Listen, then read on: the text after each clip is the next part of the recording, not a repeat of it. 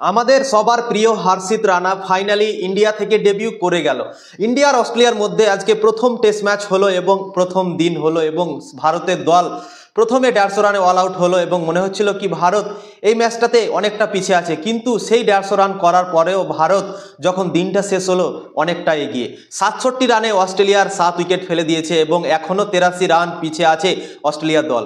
এবং মনে হচ্ছে কি 150 রান করার পরেও ভারত এই ম্যাচটা জিতে যাবে, কেননা 150 রান মনে হচ্ছে অনেক বেশি, কেননা আমরা 67 রানে 7 উইকেট ফেলে দিয়েছি অস্ট্রেলিয়ার। তো অসাধারণ বোলিং পারফরমেন্স করলো ভারতের 3টে বোলার।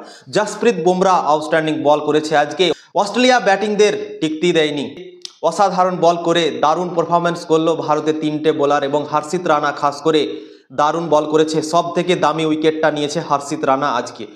ট্র্যাভিস হেডকে আউট করেছে। ট্র্যাভিস হেড যখনই ইন্ডিয়া আর অস্ট্রেলিয়ার মধ্যে খেলা হয় ট্র্যাভিস হেড সবসময় দাঁড়িয়ে থাকে অস্ট্রেলিয়ার দিক থেকে, কিন্তু আজকে ট্র্যাভিস হেডকে দাঁড়াতে দেয়নি, তাকে আউট করেছে আমাদের হর্ষিত রানা।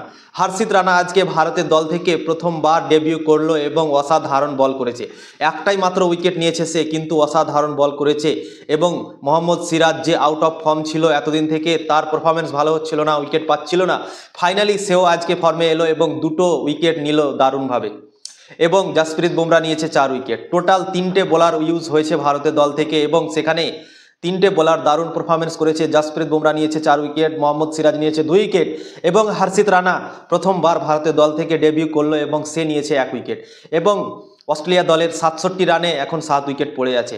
ভারত যদি 50 রানের লিড নেয় অস্ট্রেলিয়ার কাছে, কিন্তু ভারত এই ম্যাচটা জিততে পারে এবং অস্ট্রেলিয়াকে অস্ট্রেলিয়ার মাঠে হারাতে পারে প্রথম ম্যাচটা।